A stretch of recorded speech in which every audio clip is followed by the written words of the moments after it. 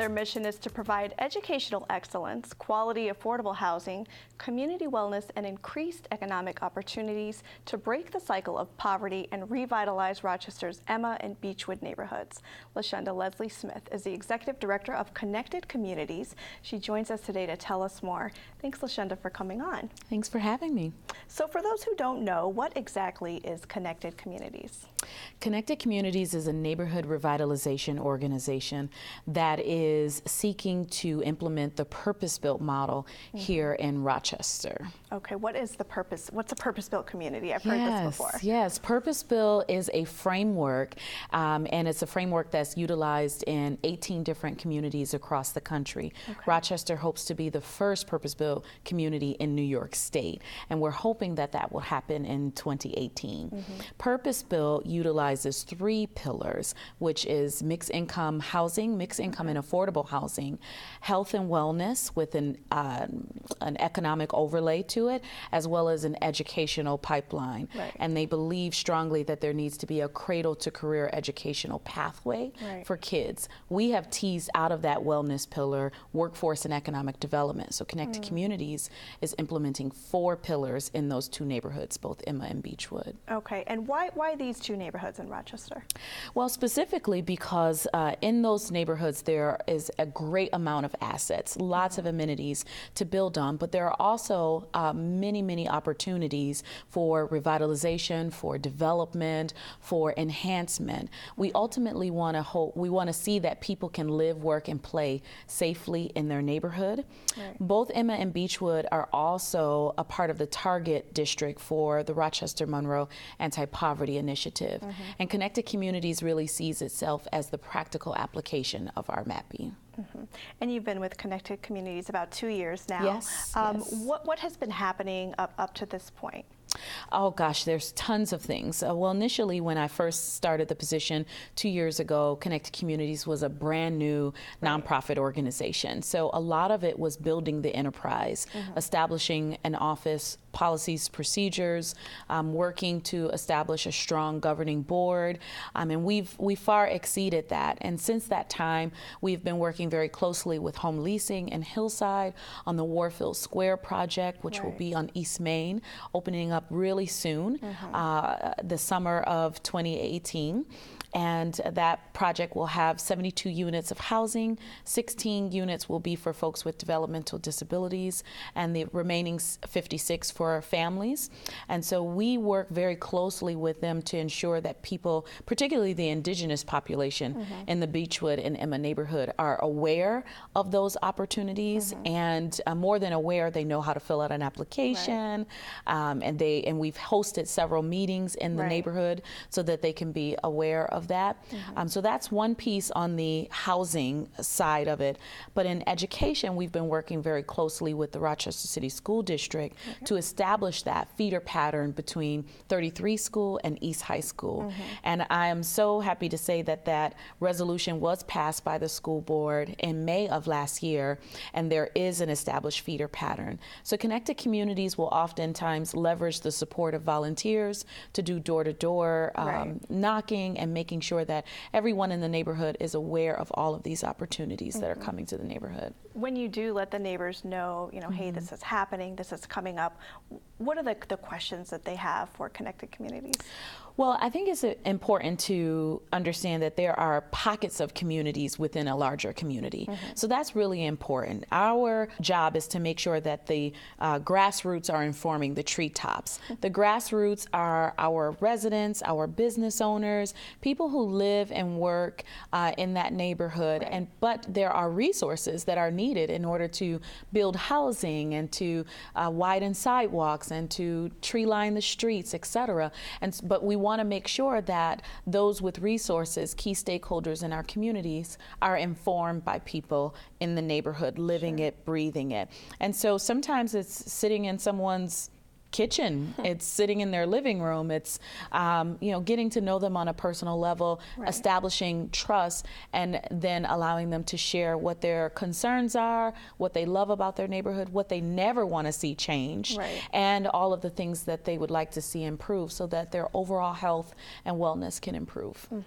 And you spent some time in a purpose-built community, isn't that right, with the mayor? Oh, absolutely. Where did you guys go and what did you learn from that experience? We had the opportunity to take the mayor and her then chief of staff, as well as the superintendent and her chief of staff and other key community stakeholders to Atlanta, which is the flagship community of Purpose Built. And Eastlake has been around for about 20 years now and have seen significant improvement. The neighborhood was in dire constraints when they initially started this process 20 years ago. There was a single philanthropist that wanted to be able to utilize his resources to focus in on a targeted neighborhood, as opposed to spreading his wealth throughout the state of Georgia, and he chose Eastlake. At that time, there was a housing community with 600 units. 40% of them were inhabitable at the time. It was a housing authority project. And this gentleman, Tom Cousins, said, I really want to pull in additional resources so we can change this. And they did, working with residents in that community. They completely demolished that existing housing structure, rebuilt 271 market rate units and 271 affordable units, all mixed throughout, so no one knows who's living in what unit, and all units are the same. And they created a mixed income community. And they realized really quickly that they weren't going to get people who could afford to live in a market rate unit anywhere in the city of Atlanta to move into that community unless they addressed the issues with the school across the street. And they were able to do that. They did a district partnership, district charter partnership, and changed the Drew Elementary School from a very low performing school where their standardized test rates were about 1% to a very high performing charter school in the neighborhood. And now their stats rival the private schools throughout the state of Georgia. That's amazing. So they've been able to see great success in their community, and we know that we can have the same success in Rochester. You mentioned already a couple of community partners at City School District, obviously the City of Rochester. Who are some of the other organizations that you're working closely with? Well, as you can imagine, to do a project like this cannot be done in isolation. So there are numerous partners, Rochester City School District being an amazing partner, the City of Rochester, within that East High School, as well as 33 School, their leaders, Dr. Sean Nelms and Dr. Larry Ellison, have been key players at the table to ensure that this work moves forward. There are lots of foundations. We are, to my knowledge, the first nonprofit that has been fully funded by the big 6 funders in Rochester to start the enterprise, to hire an executive director, and to do this work. And the work that we're doing is very unique. It's a collective impact model. And when you think about going to funders on a regular basis, it's usually an output or an outcome at the end of 12 months, whereas this is a long-term process. So we've had the Rochester Area Community Foundation, ESL, the Farish Foundation, Home Leasing has been a supporter, Hillside has been a supporter, and there are numerous others. If I tried to name them all, I would leave someone out, and so I don't want to do that. What does the timeline look like for this work? Well, this is a long-term project, and that's why it takes a real unique approach from funders to say we are committed to seeing this through. And many of the communities across the country that have implemented a framework similar to this, it's been a span over 20 years. And we're seeing progress already in the first few years of implementation. St. John Fisher has been another real key partner in some of the wellness activities that we'd like to see implemented. And I should also say I would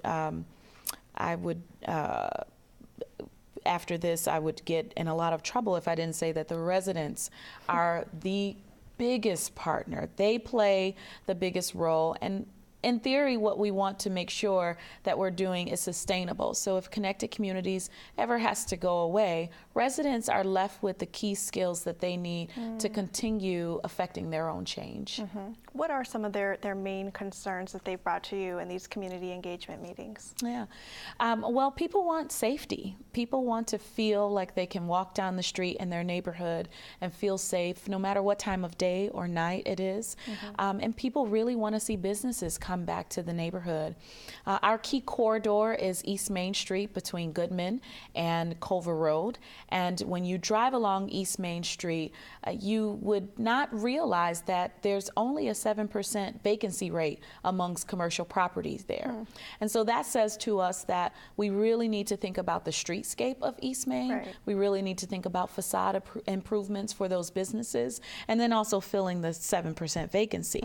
But we also have to create an environment where we could allow for mixed income residents to dwell amongst each other, because as we're enticing new businesses to come in, we do need people who have discretionary income to patronize those businesses and buy those products or services.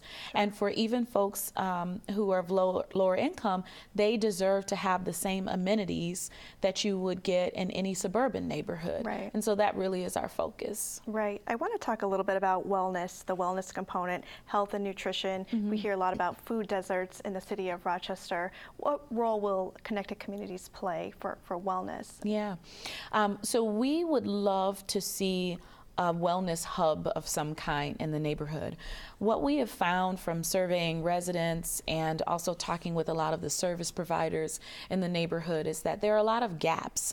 And oftentimes an individual, in order to get all of their needs met, they would have to get on numerous buses and cross from one side of the town to the next. And if you're a single mom with 3 babies and no vehicle, and it gets very difficult in Rochester weather, it becomes very difficult to get those needs met. And if there was a centralized location to really get your basic needs met, essentially no wrong door for a person to come in, we could really assist in helping people to live their best lives.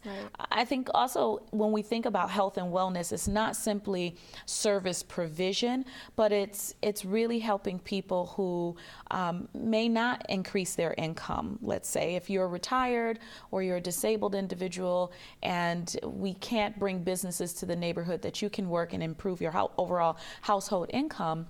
Improving the streetscape in your neighborhood, improving the quality of the housing that you're living in will improve your overall sense of well-being and sense of health. And that's the kind of projects that we're implementing.